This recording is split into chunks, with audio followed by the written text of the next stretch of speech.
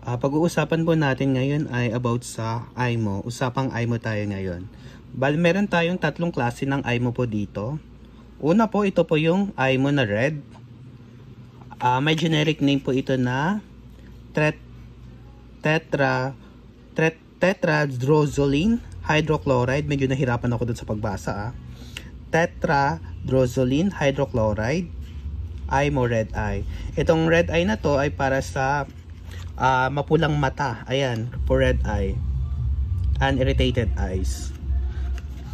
Ang direction po nito para ipatak sa inyong mga mata, nandito po. Bali, ugaliin natin magbasa po ng direction.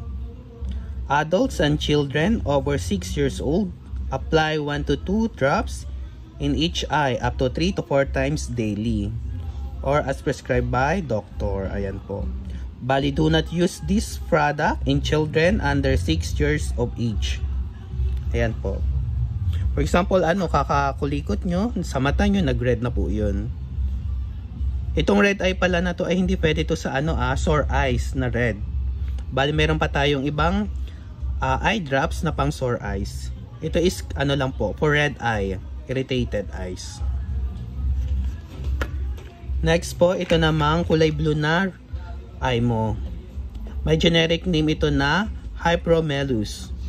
Itong na to, kulay blue na IMO, refreshes dry eyes o kaya naman pang moisturize po ito ng mata natin.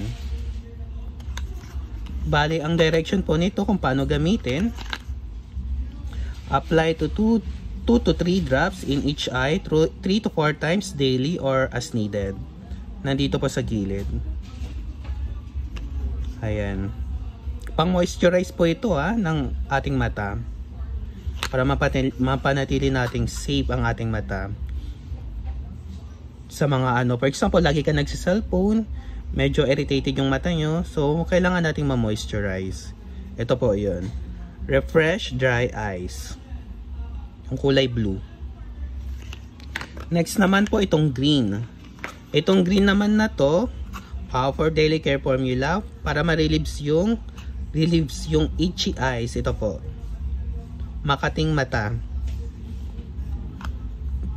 Ang direction po nito, apply 2 to 5 drops in each eye up to 5 times a day or as needed.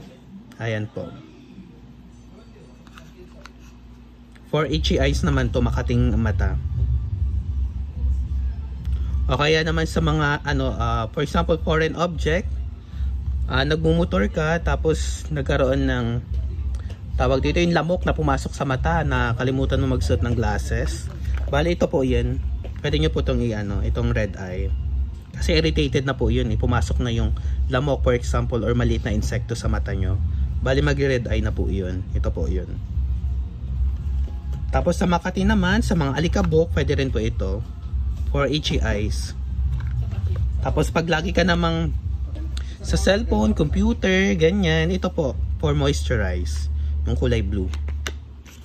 Bali, ito po yan. IMO. Ngayon po, may bagong packaging pala ang IMO na dumating sa amin. Ito po yun.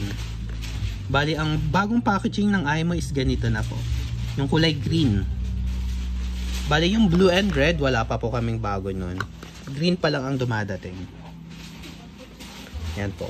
Don't forget to subscribe po and likes and share para lagi po kayong updated sa mga bago nating videos. Thank you po.